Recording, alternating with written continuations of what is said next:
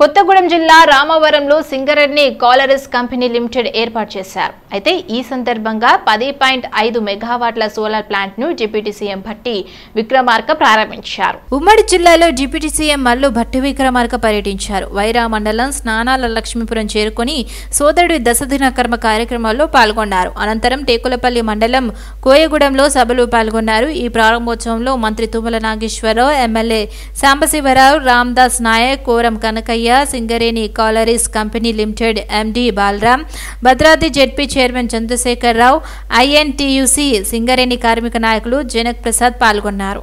GHMC deputy mayor దంపతులు మోతే శ్రీలత, శోభన్ రెడ్డి కాంగ్రెస్ పార్టీలో join అయ్యారు. గాంధీ భవన్ లో దీపాదాస్ మున్షి, మంత్రి పున్నం ప్రభాకర్ సమక్షంలో కాంగ్రెస్ పార్టీలో చేరారు. ఈ సందర్భంగా వారికి దీపాదాస్ హస్తం కండువ కప్పి పార్టీలోకి ఆహ్వానించారు. డిప్యూటీ మేయర్ తో పాటు పలువురు బీఆర్ఎస్ కార్పొరేటర్లు కూడా కాంగ్రెస్ లో చేరారు. మాజీ ముఖ్యమంత్రి కేసీఆర్, కేటీఆర్లు ఉద్యమకారులను విస్మరించారని డిప్యూటీ మేయర్ శ్రీలత దంపతులు అన్నారు.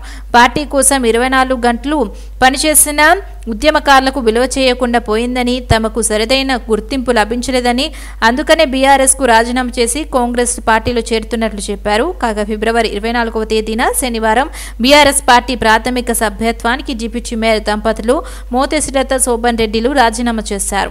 ఆధ్వర్యంలో అలాగే ఇన్ఛార్జ్ మంత్రులైన పొన్నం ప్రభాకర్ గారి ఆధ్వర్యంలో మా రేవంత్ రెడ్డి సీఎం గారికి, పెద్దలు గౌరవనీయులు సీఎం రేవంత్ రెడ్డి అన్న గారికి, అలాగే మా రోహిన్ అన్న గారికి, ఇంకా మా అనుచరులు అందరు కూడా మహేష్, సంతోష్, అనిల్ యాదవ్, బొంతురామన్ అన్న, బాబా ఫసలుద్దీన్ అన్న మాకు చెప్పేసిన సార్, వీళ్ళందరి సమక్షంలో ఈరోజు కాంగ్రెస్ పార్టీలో చేరడం జరిగింది. దీనికి మేము చాలా హ్యాపీగా ఉన్నాం. అంటే మాకు సరైన, మేము 24 ఏళ్ళ నుంచి ఉద్యమంలో ఉన్నాం ఇద్దరం కూడా. 2001 నుంచి నేను ఒకసారి కార్పొరేటర్గా పోటీ చేయడం కూడా జరిగింది. అప్పటి నుంచి కూడా ఉద్యమంలోనే మేము పనిచేసాం. మాకు సరైన న్యాయం జరగలేదన్న ఉద్దేశంతోనే మేము ఈరోజు తల్లిగారి ఇల్లు నొదిలి అత్తగారి ఇంటికి వచ్చిన ఫీలింగ్తో ఈరోజు ఇక్కడికి రావడం జరిగింది. బీఆర్ఎస్ పార్టీకి భారీ షాక్ తగిలింది. మహేశ్వరం మాజీ శాసనసభ్యులు తీగల కృష్ణారెడ్డి, వారి కోడలు రంగారెడ్డి జిల్లా జెడ్పీ చైర్పర్సన్ తీగల అనిత హరినాథ్ రెడ్డి బీఆర్ఎస్ పార్టీకి రాజీనామా చేస్తున్నట్లు ప్రకటించారు. వారికి మద్దతుగా మహేశ్వరం నియోజకవర్గం బీఆర్ఎస్ ప్రజాప్రతినిధులు, వివిధ పదవుల్లో ఉన్న నాయకులు తీగల కృష్ణారెడ్డికి మద్దతుగా నిలిచారు. తెలుగుదేశం పార్టీ అధ్యక్షుడు నందమూరి తారక రామారావు పిలుపు మేరకు 1983 నుంచి క్రియాశీలకంగా పనిచేస్తూ హుడా చైర్మన్గా, నగర మేయర్గా పార్టీలో పలు పదవులు నిర్వహిస్తున్నట్లు మాజీ ఎమ్మెల్యే తీగల కృష్ణారెడ్డి తెలిపారు. ఆ తర్వాత తెలుగుదేశం పార్టీ బీఫామ్పై ఎమ్మెల్యేగా గెలిచి మహేశ్వర నియోజకవర్గ అభివృద్ధి కొరకు కేసీఆర్ పిలుపు మేరకు బీఆర్ఎస్ పార్టీలో చేరినట్లు వెల్లడించారు. మహేశ్వరం నియోజకవర్గంలో ఎమ్మెల్యేగా చేసిన అభివృద్ధి ఇప్పటికీ కనిపిస్తుందన్నారు. ఓడిన గత 5 సంవత్సరాలుగా బీఆర్ఎస్ పార్టీలో పనిచేస్తూ వస్తున్న నాకు సముచిత స్థానం కల్పించలేకపోయారు కనుక రేవంత్ రెడ్డి పిలుపు మేరకు కాంగ్రెస్ పార్టీలో ఈ నెల చీవెళ్లలో ప్రియాంక గాంధీ సమక్షంలో కాంగ్రెస్ పార్టీలో చేరుతున్నట్టు ప్రకటించారు. క్యాబినెట్ పోస్టు ఉన్న నాకు సముచిత స్థానం కల్పించకుండా ఎమ్మెల్యేలకు సముచిత స్థానం కల్పించడంపై బీఆర్ఎస్ పార్టీకి రాజీనామా చేస్తున్నట్టు రంగారెడ్డి జిల్లా జెడ్పీ చైర్మన్ తీగల అనిత హరినాథ్ రెడ్డి ప్రకటించారు. ఆ సమయంలో మీకు తెలిసిన వాడు మందమల్లరోడు కానీ, ఆశ్రయ రోడ్డు కానీ, తుమ్మలూరు నుంచి మహేశ్వరం కానీ, మహేశ్వరం నుంచి తూఫాన్పేటకు కలిపేటటువంటి కందుకు నుంచి కానీ ఆ రోడ్డు 270 కోట్ల రూపాయలు తీసుకొచ్చి అభివృద్ధి చేశాము. ఈ చెర్లగుట్టలు కూడా ప్రస్తుతం ఉన్నటువంటి శాసనసభ్యురాలు మంత్రిగా ఉండి చెరువులు కూడా బాగు చేయలేకపోయారు. నేను చాలా సందర్భాల్లో మీకు చెప్పాను, నేను తిరిగాను కూడా చెప్పాను కూడా, కానీ జరగాలి. అందుకనే రేవంత్ రెడ్డి గారి పిలుపు మేరకు ఈ ప్రాంతంలో పాఠశాలలు కానీ, ఈ ప్రాంతంలో రోడ్లు కానీ, డ్రైనేజీలు కానీ, ఈ బీఆర్ఎస్, బీజేపీ పార్టీలపై Congress party working president Jaggareddy విమర్శలు చేశారు. గాంధీ భవన్ లో మాట్లాడారు. ఢిల్లీ లిక్కర్ స్కామ్ కేసులో ఎమ్మెల్సీ కవితను అరెస్ట్ చేస్తే సానుభూతి ఓట్లు వస్తాయని బీఆర్ఎస్, బీజేపీ అనుకుంటున్నాయని అన్నారు. కాంగ్రెస్ పార్టీ ఓట్లు చీల్చాలనేదే బీఆర్ఎస్, బీజేపీ ఆలోచన అని ఆరోపించారు. బీఆర్ఎస్, బీజేపీ ఆర్ఎస్ఎస్కు సిద్ధాంతాలు లేవని జగ్గారెడ్డి విమర్శించారు. కేంద్ర మంత్రి కిషన్ రెడ్డి, ఎంపీ బండి సంజయ్ మాటలకు బీజేపీలో విలువలేదని ఎద్దేవా చేశారు. సిద్ధాంతాలు చెప్పే పార్టీలు డూప్లికేట్ పార్టీలని, సెక్యులర్ మాటలకు కట్టుబడి ఉన్నది ఒక కాంగ్రెస్ పార్టీ మాత్రమేనని చెప్పారు. బీజేపీ, బీఆర్ఎస్ ఎన్ని కుట్రలు చేసినా వచ్చే పార్లమెంట్ ఎన్నికల్లో కాంగ్రెస్ మెజార్టీ సీట్లు సాధిస్తుందని జోషన్ చెప్పారు. తెలంగాణ శక్తి అభియాన్ బృందం ఇందిరా ఫ్లేలోస్ TPCC organization working president MLC Mahesh Goud ని మర్యాదపూర్వకంగా కలిసింది. ఈ బృందం శక్తి అభియాన్ అంటే ఏమిటి, వారి నిర్మాణం ఏమిటని వివరించారు. మహేష్ గౌడ్ ఎంతో శ్రద్ధగా వివరాలు తీసుకొని వారి వంతు సహాయాన్ని ఇందిరా ఫ్లేలోస్ లో అందిస్తామని హామీ ఇచ్చారు. మనకి డాక్టర్ బిఆర్ అంబేద్కర్ గారు మనకి ఒక విషయం చెప్పారు. మీరెప్పుడైనా మీకు కావాల్సిన హక్కుల గురించి ఎప్పుడైనా పోరాడాలి అంటే మొదట మీరు అవేర్నెస్ తీసుకురావాలి, ఆ అంశం ఏంటిదని, తర్వాత అందరూ కలిసి ఒక సమూహంగా ఏర్పడాలి, తర్వాత మీ దానికోసం హక్కు కోసం పోరాడాలి అని. కానీ ఈరోజు మనం చూసుకుంటే మహిళలు మన భారతదేశ జనాభాలో 50% కంటే ఎక్కువ మంది మహిళలు ఉన్నారు. కానీ రాజకీయంగా కానీ, సామాజికంగా కానీ, ఆర్థికంగా కానీ ఎందులో చూసుకున్నా కూడా అంత 50%కి సంబంధించిన హక్కు ఎక్కడ కూడా మహిళలకి దొరకట్లేదు. దీన్ని ఉద్దేశించి ఇప్పటికైనా ముందుకొచ్చి వారి హక్కుల కోసం సామాజికంగా, ఆర్థికంగా మరియు పొలిటికల్గా, రాజకీయంగా కూడా వారికి కావాల్సిన హక్కుల కోసం ఇప్పటికైనా రోడ్లపైకి వచ్చి కానీ సమాజంలోకి వచ్చి పోరాడాలన్నది ముఖ్య ఉద్దేశం. అందుకని ప్రతి దాంట్లో మా మహిళలకు కూడా 50% హక్కు కావాలి, సామాజికంగా, ఆర్థికంగా, రాజకీయంగా. ఇప్పుడు మనకి వచ్చింది 33% ఉమెన్ రిజర్వేషన్, ఇప్పుడు బిల్ పాస్ అయ్యింది. అది నెక్స్ట్ వచ్చే ఎలక్షన్స్లో వస్తుందని చెప్తున్నారు. కానీ 50% ఉన్న ఉమెన్కి 50% పొలిటికల్గా ఎందుకు ఇవ్వకూడదు అనే ఆలోచనతోని వచ్చింది. మనం బేసికల్గా చూస్తుంటే పొలిటికల్గా మిగతా విషయాలలో ఏం చూసుకున్నా కూడా పొలిటికల్గా చూసుకుంటే ఆడవారికి అంత రిప్రజెంటేషన్ దొరకట్లేదు. 50% అంత రిప్రజెంటేషన్ దొరకట్లేదు. 33% రిప్రజెంటేషన్ కూడా దొరకట్లేదు. అలా కావాలి అంటే మా కోసం మేము పోరాడుకోవాలి. BRS party working president KTR CM Revanth రెడ్డిపై తీవ్రస్థాయిలో విమర్శల అస్త్రాలు సంధించారు.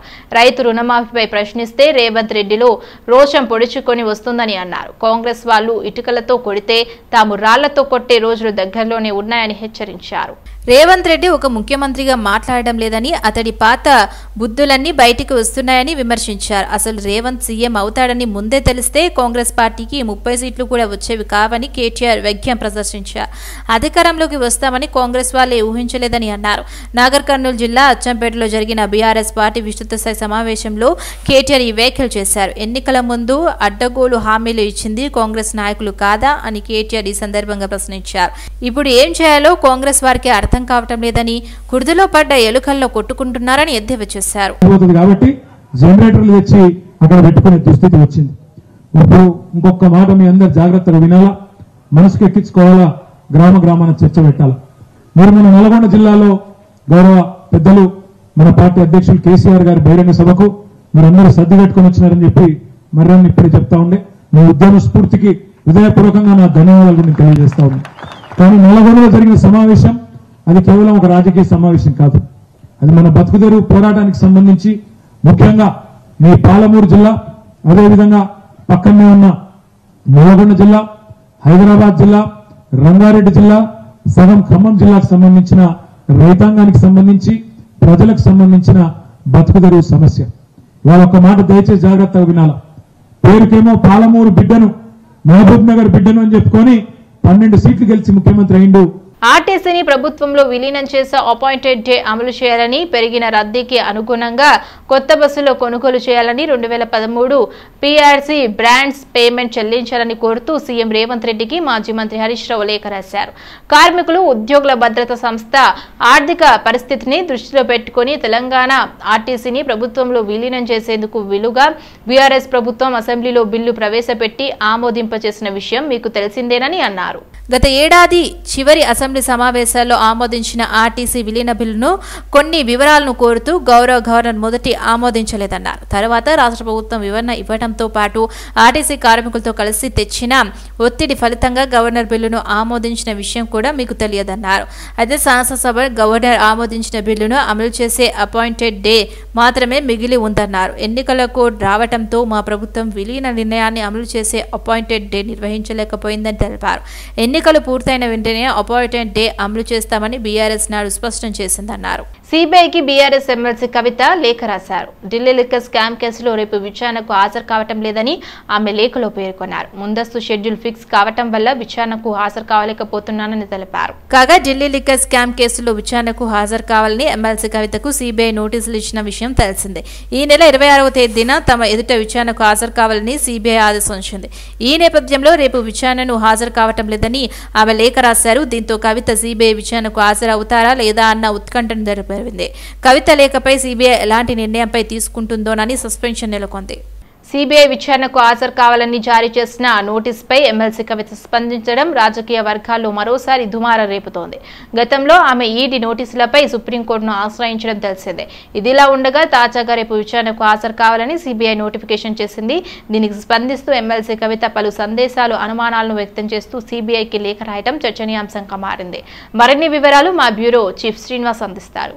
ఎమ్మెల్సీ లిక్కర్ స్కామ్ కేసు మరొకసారి తెరపైకి వచ్చింది. అసెంబ్లీ ఎన్నికల ముందు ఇదే ప్రధాన అస్త్రంగా అన్ని పార్టీల మధ్య ఒక విమర్శనాస్త్రంగా తయారైన పరిస్థితి. అలాగే మరొకసారి పార్లమెంటు ఎన్నికల ముందు సిబిఐ 41 సిఆర్పి 41 ప్రకారం నోటీసులు ఇవ్వడం జరిగింది. ఈ అంశం మీద ఈరోజు ఎమ్మెల్సీ కవిత స్పందించడం జరిగింది. ఆమె స్పందిస్తూ సిబిఐకి ఒక లేఖ రాయడం జరిగింది. ఆ లేఖల్లో పలు అనుమానాలను, సందేహాలను, ఆమె కీలకమైన అంశాలను లేవనెత్తడం జరిగింది. పార్లమెంట్ ఎన్నికల ముందు తనను ఈ నోటీసులు ఇవ్వడం అనేది తనను పార్లమెంటు ఎన్నికలలో పార్టీ తరఫున పనిచేయకుండా దూరంగా ఉంచడంలో ఒక ఎత్తుగడగా భావిస్తున్నట్లు చెప్పడం ఇక్కడ విశేషంగా చెప్పుకోవచ్చు. అదేవిధంగా తనకు పార్టీ కార్యక్రమాల్లో పాల్గొనేందుకు షెడ్యూల్ ఖరారైంది కాబట్టి ఈ ఫిబ్రవరి 26న అంటే రేపు సిబిఐ విచారణకు హాజరు కావాలని ఇచ్చిన నోటీసుకు తాను హాజరు కాలేనని సమాధానం ఇస్తూ ఒక లేఖ రాయడం జరిగింది. గతంలో ఈడీ నోటీసులకు సంబంధించి సుప్రీంకోర్టులో ఈ విచారణలో ఉంది. ఆ నోటీసులకు సంబంధించిన కేసు కూడా సుప్రీంకోర్టులో విచారణ ఉంది. అప్పుడు ప్రభుత్వ తరపున ఒక సుప్రీంకోర్టుకు తాము అరెస్ట్ చేయమని ఒక హామీ ఇవ్వడం జరిగింది.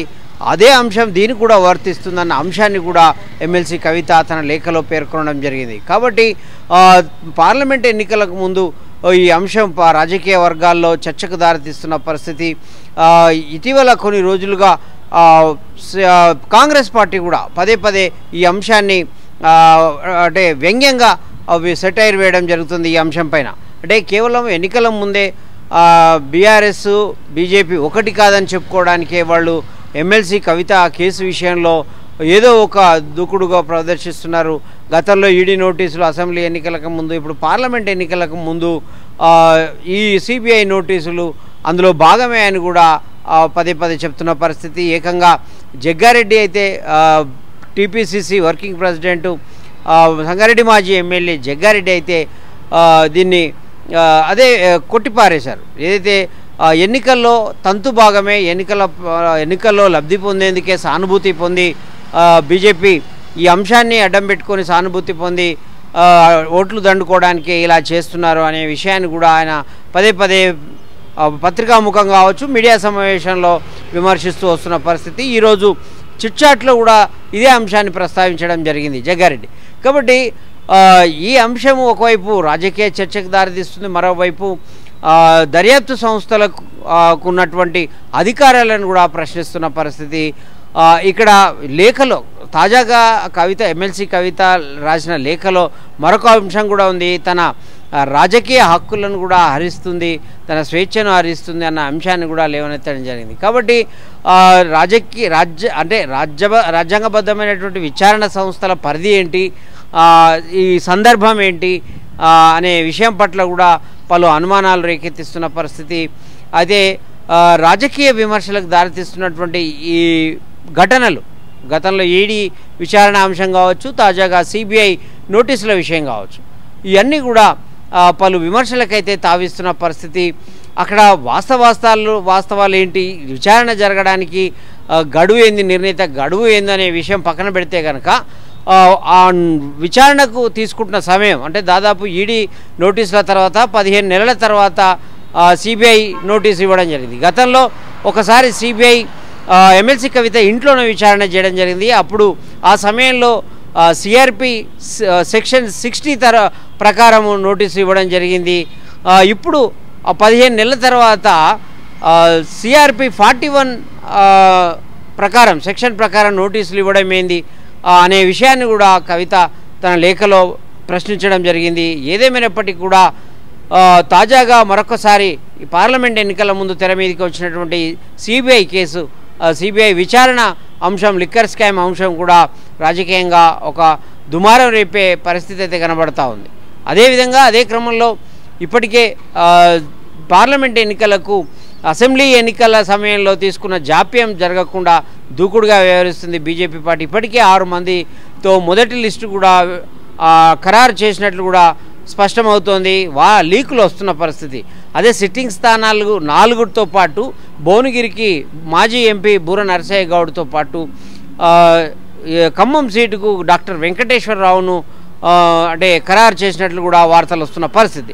కాబట్టి ఒకవైపు బీజేపీ దూకుడుగా తమ అభ్యర్థులను ఖరారు చేసే పనిలో పడుతున్న సమయంలో సిబిఐ నోటీసులు చేస్తున్నటువంటి సిబిఐ నోటీసులతో రేగుతున్నటువంటి కలకలము మరి ఎటువైపు దారితీస్తుంది, ఈ పార్లమెంటు ఎన్నికల్లో ఎవరికి ప్రయోజనం కలుగుతుంది, ఎవరి పుట్టిముచ్చబోతుంది, లేకపోతే ఎవరు దీన్ని ఏ రకంగా అస్త్రంగా మలుచుకోబోతున్నారు అనే విషయం అయితే ఆసక్తికరంగా పరిశీలకుల్లో, రాజకీయ పరిశీలకుల్లో ఒక చర్చకైతే దారితీస్తున్న పరిస్థితి.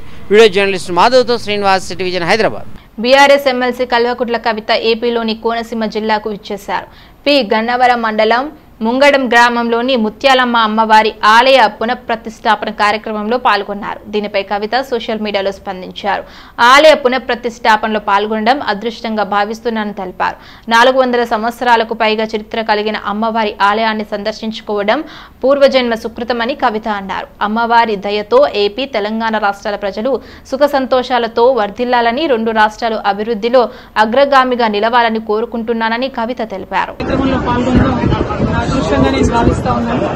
400 సంవత్సరాల పైచిలకు చరిత్ర ఉన్నటువంటి ఆలయంలో అమ్మవారిని దర్శించుకోవడం అన్నటువంటిది పూర్వజన్మ సుకృతం అనుకుంటా ఉన్నాను.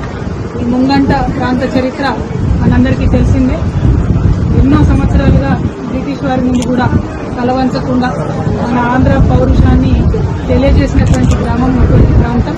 మరి ఇక్కడి ప్రజలందరూ కూడా చాలా అద్భుతంగా ఆలయాన్ని పునఃప్రతిష్ఠ చేసుకుని అమ్మవారిని, మన సాంప్రదాయాన్ని నిలుపుకునే విధంగా చేస్తున్నటువంటి ప్రయత్నం తప్పకుండా ఈ గ్రామాన్నే కాకుండా యావత్ ఆంధ్రప్రదేశ్ రాష్ట్రాన్ని కూడా చక్కగా కాపాడుతుందని, అభివృద్ధి పదంలో ముత్యాలమ్మ వారు ఆంధ్రప్రదేశ్ రాష్ట్రాన్ని కూడా తీసుకెళ్లాలని చెప్పి మనస్ఫూర్తిగా ప్రార్థన చేస్తూ మరి అమ్మవారి దయతో తెలంగాణ రాష్ట్రం బాగుండాలి, ఆంధ్ర రాష్ట్రం బాగుండాలని కోరుకుంటూ అందరూ చక్కగా ఉండాలి. ధన్యవాదాలు. ఇంత మంచి దర్శనానికి అవకాశం ఇచ్చినటువంటి ముంగంట గ్రామస్తులందరికీ ప్రత్యేకంగా ధన్యవాదాలు. Thank you.